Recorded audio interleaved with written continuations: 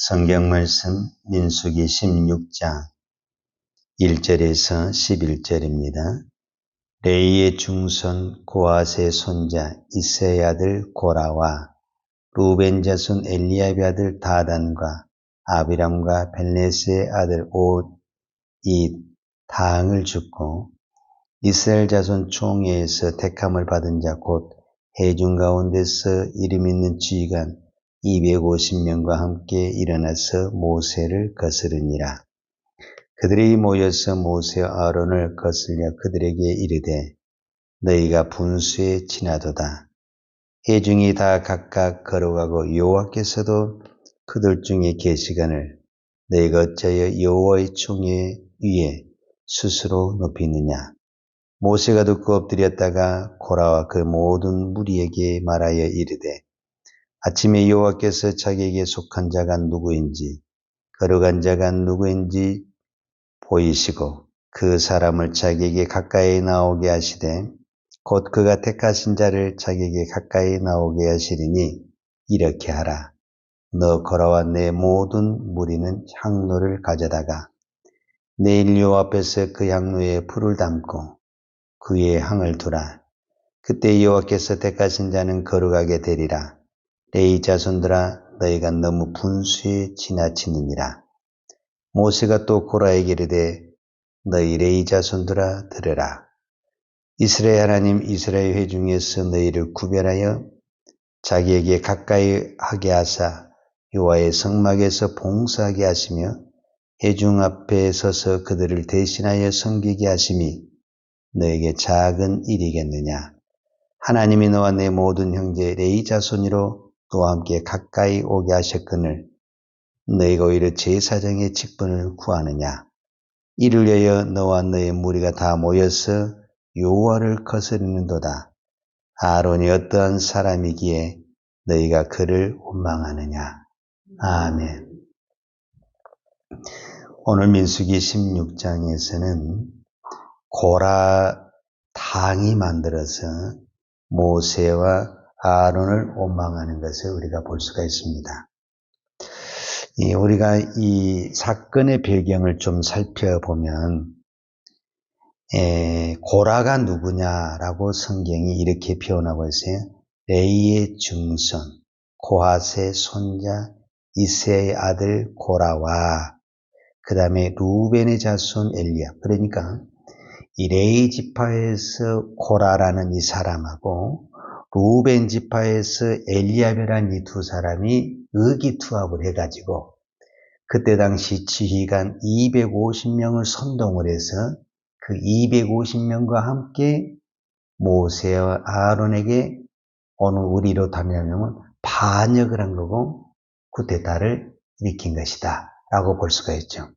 그러면은 왜 고라는 이 일을 주동하게 됐느냐 했을 때 우리가 여러 가지로 생각해 볼 수가 있지만 고라 자신이 생각할 때는 나도 레위 지파다. 첫 번째가 그거예요. 그래서 레위의 중손 이 단어가 나오는 거예요.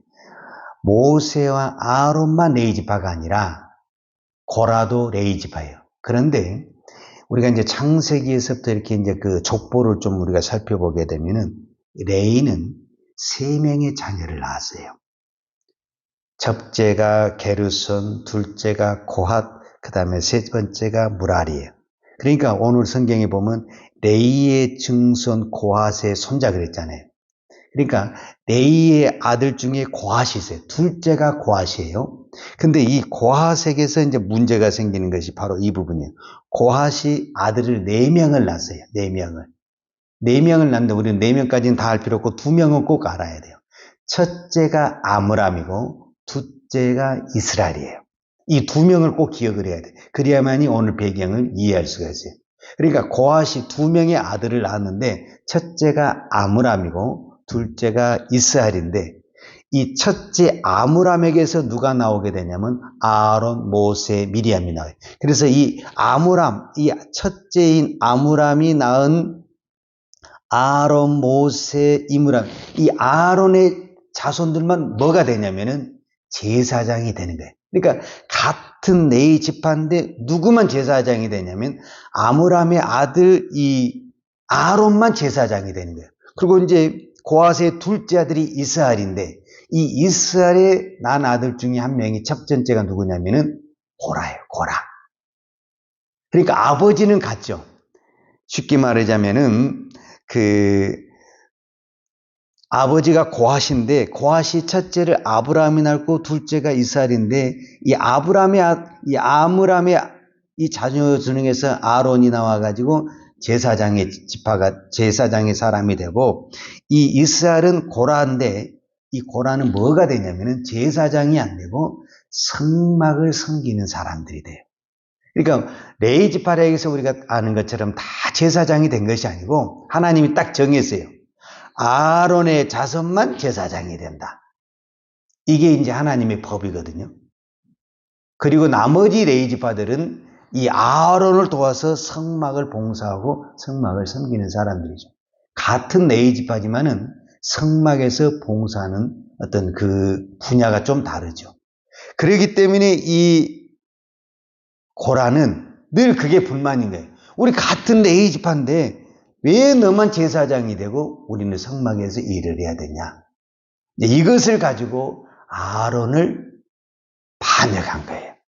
근데 자기가 부족하니까 누구를 끌어들이게 되면은 루벤을 끌어들인 거예요. 그럼 왜 루벤이냐? 이게 또 문제가 생기는데 우리가 잘 아는 것처럼 루벤은 야곱의 12명의 중에서 장자예요. 그런데 엄격히 말을 하자면은 레이는 루벤, 시므온, 레이, 유다거든요. 레이는 세 번째 아들이에요. 그리고 유다는 네 번째 아들이에요. 근데 실질적으로 이 광야의 시대에 모든 이 지도자 역할을 한 사람은 레이의 모세잖아요. 그러니까 루벤으로서는 장자이면서도 장자 역할을 못하는 어떤 그런 자리에 있는 거죠. 그리고 실제적으로 또 루벤은 실제적으로 유다 지파가 장자의 그 지도권을 이어가고. 그러니까 이래저래 불만이 많은 사람이 사실은 루벤 지파예요. 이 불만이 있는 사람하고 의기투합이 되는 거지 불만이 없어서는 안 되는 거예요. 그러니까 둘이 다 불만이 있죠. 한 사람은 제사장에 대한 불만, 이것은 아론에 대한 불만이고 루벤은 모세에 대한 질만. 왜 내가 장자인데 왜 네가 지도자냐. 이런 이 두 지파의 불만이 공통점이 돼가지고 의기투합을 해서 250명을 만들어낸 거예요. 그래서 이제 모세와 아론을 거스려서 이제 반역의 말을 하는 거죠. 그게 뭐냐면은 3절이에요. 그들이 모여서 그러니까 고라와 이 당이 250명이 이제 모세에게 나와서 모세와 아론을 거스려 그들에게 이르되 너희가 분수에 지나도다 회중이 다 각각 걸어가고 여호와께서 그들 중에 계시거늘 너희가 어찌하여 여호와의 총에 의해 스스로 높이느냐. 이렇게 하면서 이제 모세를 반격을 했을 때 이 모세가 이 문제를 어떻게 풀어가느냐, 이것이 저와 여러분에게 중요하죠. 왜냐하면 우리도 살다 보면 또 우리가 이렇게 교회 생활하다 보면 수많은 문제가 있죠. 오늘 또 우리는 무슨 문제가 있을지 모르죠. 그러면 그 문제를 내가 어떻게 풀어야 될 것이냐, 그것을 오늘 말씀을 통해서 우리가 배울 수가 있는 거죠. 자, 첫 번째 4절에 보면 모세가 듣고 엎드렸다가 그랬어요. 자, 이 말은 무슨 말이냐면 이 고라당과 이 250명은 지금 부족하지만 그래도 루벤 지파와 연합을 해가지고 250명이라는 지휘관을 모았어요. 그래서 이 250명이라는 것도 결코 적은 숫자는 아니죠. 이 250명의 지휘관들이니까 이 지휘관의 힘을 가지고 모세와 아론을 대적한 거예요. 그러면 우리가 반대로 생각을 해야 돼요. 모세와 아론에게는 따르는 사람이 있습니까? 없습니까? 이렇게 생각하면 돼요. 고라 자손이, 이 고라와 루벤 이 자손이 250명에 이래서 고라 당을 만들었는데 250명 외에 나머지 사람들은 지금 누구를 따르고 있다고 생각을 하면 되냐면 모세와 아론을 따르고 있다고 생각을 하면 돼요. 그러면은 우리가 숫자 게임에서 봤을 때 누가 숫자가 많고 힘이 더 세냐면은 모세와 아론이 훨씬 더 많죠. 그러니까 모세가 훨씬 더 숫자도 많고 힘이 더 강하기 때문에 모세가 힘으로 밀어붙여도 이겨낼 수가 있어요. 그런데 이게 여기서 중요한 것은 모세가 그 힘을 쓰지 않았다라는 것이 의미가 있다라는 거예요. 모세가 힘이 없어서 엎드렸더라. 이 말과 모세가 충분히 250명을 한 방에 제압할 수 있는 군중과 따르는 무리와 지도력과 힘을 가지고 있다는 거예요. 몇천 명, 몇십만 명이 지금 대적한 것도 아니고 불과 250명이에요. 그러니까 모세를 따르는 군사가 60만 3,550명인데 여기서 250명이 대적을 했다는 것은 나머지 군사를 가지고 얼마든지 이거를 한 방에 탁 제압할 수 있는 모세는 힘을 가지고 있어요. 힘을. 우리로 말하자면 권력과 힘을 쥐고 있어요. 모세가. 근데 그 권력과 힘을 사용하지 않냐고 하나님 앞에 엎드렸다. 이것이 모세가 이 문제를 해결하는 방법이었고 이것이 바로 모세가 진정한 자기가 스스로 그 자리에 올라갔다면은 자기가 스스로 이 문제를 해결하는데 하나님께 엎드렸다는 것은 하나님 앞에 이 문제를 내려놨다라는 거예요. 그래서 모세가 하나님의 사람이고 하나님의 지도자였다라는 것을 말씀을 하는 거예요. 자, 그 다음에 5절에 보면 고라와 그의 모든 무리에게 말하여 이르되 그랬어요. 이 말은 누가 하는 말이냐면은 모세가 이제 그 고라당이 모세와 아론을 반역하니까 답변을 하는 거잖아요. 근데 문제는 그 말을 하기 전에 먼저 모세가 엎드렸다라는 거예요. 그러니까 엎드리고 나니까 우리로 말하자면 기도하고 나니까 하나님이 이 문제를 어떻게 풀어야 될지 처방전을 내려주는 거예요. 처방전을. 그 처방전이 뭐냐면 너희 250명은 향료를 가지고 다 나와라. 다 나와라. 그래서 우리도 가고 모세와 아론 나도 가고 너희도 우리가 하나님 앞에 향로를 들고 불을 들고 가서 하나님이 누구에게 손을 들어주시는가 우리가 하나님 앞에 가서 우리로 말하자면 심판을 받자. 재판을 받자. 이렇게 이야기를. 이거는 모세의 생각이 아니라 모세가 하나님 앞에 엎드리니까 하나님이 이 문제를 어떻게 해결할 수 있는 지혜와 방법을 기도하는 모세에게 심어줬다. 믿습니까? 이것이 오늘 저희들이 이 문제를 어떻게 해결하는 방법을 오늘 저희들에게 가르쳐 준 거예요. 그래서 이제 실제적으로 그렇게 하는 거예요. 그러니까 이제 그들도 모세가 힘으로 할 줄 알았는데 자기들도 힘으로 하니까 그럼 힘으로 하면 자기들이 당연히 밀리는데 하나님 앞에 하자니까 자기들이 할 말이 없는 거예요. 왜? 너희들만 하나님이 계시냐? 우리들도 하나님이 계시다. 그러면서 큰 소리를 듣던 사람들이기 때문에 당연히 하나님 앞에 딱 나아간 거예요. 그런데 하나님은 어떻게 재판을 했냐면은 이제 우리가 내일 살펴보겠지만은 35절에 보면은 여호와께로부터 불이 나와서 분향하는 250명을 불살랐더라. 그러니까 분향하러 갔는데 그러니까 모세와 아론과 250명이 분향하러 갔는데 하나님께서 불이 나와가지고 누구를 불살랐다고 하냐면은 250명을 불살랐다는 것은 하나님이 이 문제를 해결했다. 이렇게 볼 수가 있고 그 다음에 이 250명이 결국은 모세와 아론을 대적했지만은 결국은 누구를 대적한 거냐? 하나님이 세운. 왜냐하면 모세는 절대 자기가 이 자리를 하고 싶은 마음이 없었어요. 그리고 아론도 내가 제사장이 되고 싶어서 제사장이 된 것이 아니라 하나님이 딱 세우신 거죠. 그런데 이거를 대적했기 때문에 결국은 하나님의 권위, 우리로 말하면 하나님의 이름에 도전하게 된 거죠. 그래서 하나님이 이 문제를 해결하게 하신 것을 볼 수가 있습니다. 자, 오늘 우리가 이 말씀을 통해서 신약 성경에서도 누누이 그런 말씀이 있잖아요. 야고보서에도 보게 되면은 교만과 겸손. 너무너무 잘 아는 말씀이잖아요. 야고보 4장 6절과 7절에 보면 그러나 너 더 큰 은혜를 주시나니 그러므로 이랬으되 하나님이 교만한 자를 물리치시고 그러니까 사실은 이 고라당이 이 성전에 봉사하는 것도 너무 큰 축복이죠. 근데 그들이 교만하다 보니까 누구의 자리를 넘보게 되냐면은 모세와 아론의 자리를 넘보다가 어떻게 됐어요? 죽었다. 그러니까 교만은 우리가 무너지는데 앞잡이가 되는 거예요, 사실. 그런데 모세는 그 사람들이 대적을 할 때 어떻게 했다? 엎드렸다. 그러니까 하나님 앞에 엎드리니까 하나님이 모세를 세워주시고 적들을 물리쳐 주셨다. 그래서 하나님이 말하잖아요. 이게 진리면 하나님이 교만한 자를 물리치시고 겸손한 자에게는 은혜를 주시느니라. 진리의 말씀입니다. 그런데 제가 야고보서를 이 말씀을 보면서 한 가지 더 느낀 것은 그 다음에 이런 말씀이 있어요. 야고보서 4장 7절에 그런즉 너희는 하나님께 복종할지어다. 하나님께 복종하는 것이 겸손한 것입니다. 그 반대로 그럼 뭐가 교만한 거냐? 하나님 앞에 불순종한 것이 교만한 겁니다. 우리는 교만한 것이 꼭 남을 대적한 것만 그런 것이 아니라 지금 분명히 고라당도 하나님 앞에 불순종. 하나님이 세운 이 모세와 아론에 대적한 것이 불순종한 것이고 교만한 것이다. 그 다음에 단어가 마귀를 대적하라. 그리하면 너희를 피하리라. 마귀는 너 넘어져라 그럼 우리가 넘어지겠어요? 안 넘어지겠어요? 안 넘어져요. 내가 믿음으로 살아야지 이렇게 한단 말이에요. 근데 마귀가 우리를 넘어지게 하는 아주 쉬운 방법이 있어요. 우리를 교만하게 만드는 거예요.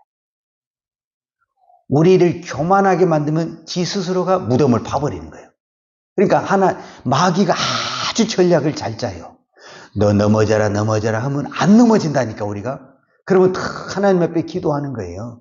근데 너 교만하라 그러면 교만하라고 네 높은 자리에 올라가라 자꾸 이렇게 우리를 부추긴 거예요. 그러면 우리가 어떻게 돼요?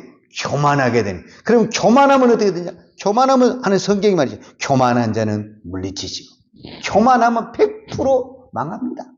그러니까 오늘 또 마귀는 기회만 있으면 우리에게 뭐하게 계세요? 교만하게 만드는 거예요. 왜? 교만하면 넘어지는 거예요. 교만하면. 이게 성경의 진리 아닙니다. 그래서 오늘도 우리가 엎드리고 또 엎드려서 하나님의 지혜를 구하고 하나님 앞에 엎드릴 때 하나님은 그 겸손한 자를 하나님이 높이시는 겁니다. 내가 높아지려고 하면 망하는 것이고 나는 엎드리고 겸손하면 오늘도 하나님이 높여주실 줄로 믿습니다. 기도하겠습니다. 하나님 아버지 감사합니다. 오늘도 우리가 이 새벽에 하나님 앞에 엎드릴 수 있어서 감사합니다. 하나님 앞에 엎드릴 때 하나님께서 지혜도 주시고 능력도 주시고 힘도 주시고 높여주실 줄로 믿습니다. 하나님이 우리에게 은혜 주실 때 하나님이 우리에게 축복 주실 때 하나님 우리에게 잘 나가게 해주실 때 교만하지 않도록 하나님 우리의 마음을 주께서 붙들어 주옵소서. 주님이 말씀하신 대로 교만은 패망의 손목이라고 했으니 우리가 어떤 환경 속에서도 교만하지 않고 엎드리는 기도의 종들이 되기를 원합니다. 이 시간에도 하나님 앞에 기도하는 종들에게 지혜를 주시고 또 오늘 또 우리가 무슨 일을 일어날지 모르지만 그 모든 환경을 엎드림으로 기도로 풀어갈 수 있는 기도의 종, 겸손의 종들이 되게 하여 주옵소서.